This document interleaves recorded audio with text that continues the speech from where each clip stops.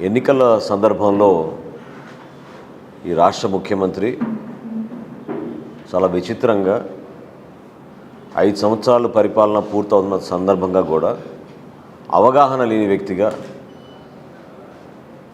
పరిపాలన పైన ఏమాత్రం కూడా లోతుగా అధ్యయనం చేయని వ్యక్తిగా ఆయన ఉపన్యాసాల్లో చాలా స్పష్టంగా వెల్లడవుతోంది. విచిత్రం ఏంటంటే పెన్షన్ల విషయంలో కావాలని ఒక రాద్ధాంతం చేస్తూ ఎన్నికల కోడ్ వచ్చిన తర్వాత ఎప్పుడైతే వాలంటరీ వ్యవస్థని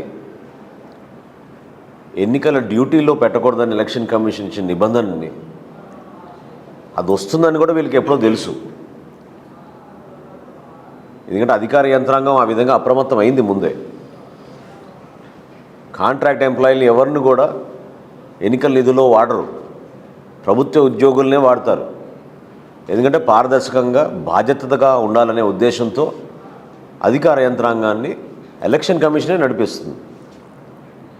కానీ ప్రజల్లో మరొక్కసారి చివరి ప్రయత్నం మభ్యపెట్టే విధంగా రకరకాల ప్రాపగండా చేసుకుంటూ లబ్ధి పొందడానికి వీళ్ళు చేసిన ప్రయత్నం మాత్రం చాలా దుర్మార్గం. దాన్ని జనసేన పార్టీ మేము ఖండిస్తున్నాం.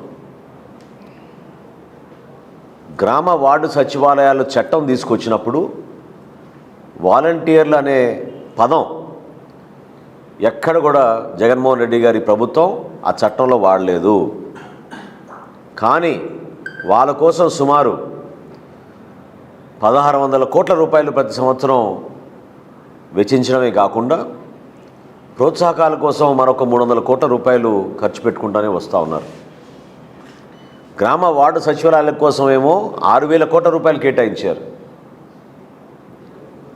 అధికారులు వాళ్ళకున్న అనుభవం, వాళ్ళు కష్టపడి పనిచేసే మనస్తత్వం వీళ్ళందరినీ పక్కన పెట్టి ఈ వ్యవస్థ ద్వారా ప్రజల్లో భయభ్రాంతులు చేసి పెన్షన్లు వీళ్ళు పుట్టిన తర్వాతే పెన్షన్లు వచ్చినట్టు, వీళ్ళు ప్రభుత్వంలో వచ్చిన తర్వాతే పెన్షన్లు వచ్చినట్టు, వీళ్ళ ద్వారానే పెన్షన్లు పంపిణీ జరుగుతున్నట్టు వీళ్ళు చేసిన ఒక దుర్మార్గమైన ప్రచారం దయచేసి ప్రజలందరూ కూడా గమనించాలి. 85% మందికి 4వ తారీఖునికే పెన్షను ఎలక్షన్ కమిషన్ ఇవ్వగలిగింది. వచ్చే నెల మే 1వ తారీఖు కల్లా ఎట్టి పరిస్థితుల్లో కూడా అదే రోజునే రాష్ట్ర వ్యాప్తంగా అందరికీ పెన్షన్లు వచ్చేటట్టు ఎలక్షన్ కమిషన్ తగిన విధంగా ఏర్పాట్లు చేస్తోంది. ఈ సందర్భంగా నేను గుర్తు చేసేది ఏంటంటే జూన్ 4వ తారీఖున ఈయన మరొక్కసారి ముఖ్యమంత్రి అయితే తొలి సంతకం వాలంటీర్ వ్యవస్థను మరొక్కసారి నేను సంతకం పెడతా అని చెప్తున్నాడు. ఆ మాట మీరు చెప్పారా గతంలో వాలంటీర్లకి? మీ పదవి కాలం మే 31వ తారీఖున ముగిసిపోతుందనే మాట ఇప్పటి వరకు జగన్మోహన్ రెడ్డి గారు కానీ వైఎస్ఆర్సీపీ పార్టీ కానీ ప్రభుత్వం కానీ ఏనాడైనా చెప్పిందా? ఎందుకు మోసం చేశారు మీరు వీళ్ళని? 2,61,000 మంది వాలంటీర్లని పర్మనెంట్ చేస్తామని, జీతాలు పెంచుతామని, సౌకర్యాలు కల్పిస్తామని ఇన్ని నెలల నుంచి మీరు చెప్తున్న ప్రచారం ఈరోజు ఏమైంది? ఎందుకు ముఖ్యమంత్రి సడన్గా జూన్ 4వ తారీఖున నేను ప్రమాణ స్వీకారం చేయగానే మొట్టమొదటి సంతకం చేస్తాను ఎందుకు అంటున్నాడు ఈ రోజున? ఈ దుర్మార్గమైన దుష్ప్రచారం కాదా ఇది? మీకు ఏమైనా ప్రజలు మరొక్కసారి మీకు ఓటేసి గెలిపించే అర్హత మీకు లేదనే భావన మీకు ఎందుకు కలగదు? మీరేం చెప్పారు గతంలో? మొట్టమొదటి సంతకం జాబ్ క్యాలెండర్ చేస్తామన్నారు, మెగా డిఎస్సి అన్నారు.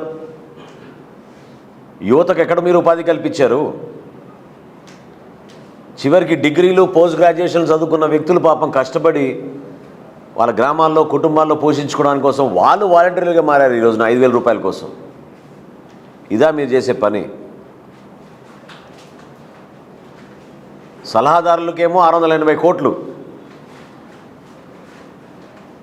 నెలకి 4 లక్షలు 5 లక్షల రూపాయలు ఒక్కొక్కరికి జీతాలు.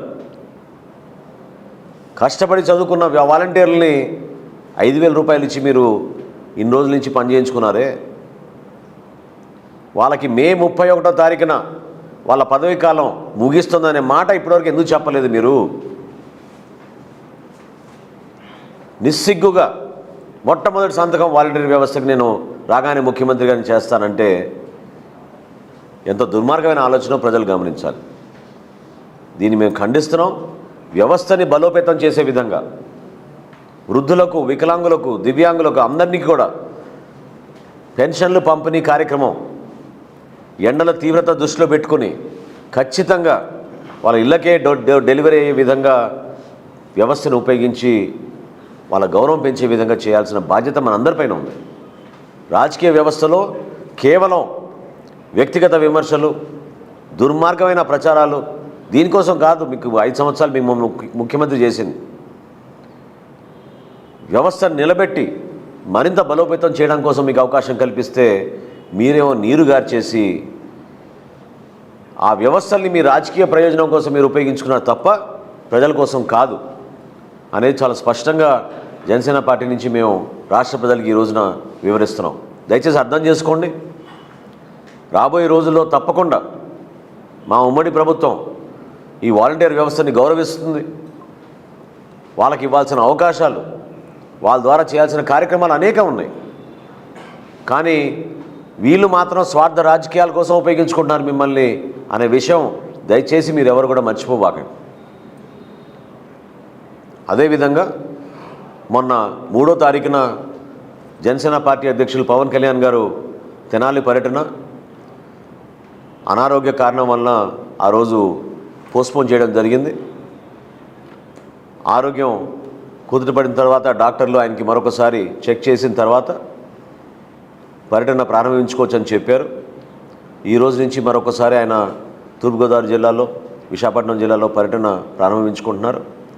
తెనాలికి ఆదివారం 14వ తారీఖున పవన్ కళ్యాణ్ గారు రాబోతున్నారు. దానికి ఆ ప్రోగ్రాం ఖరారు చేశాం.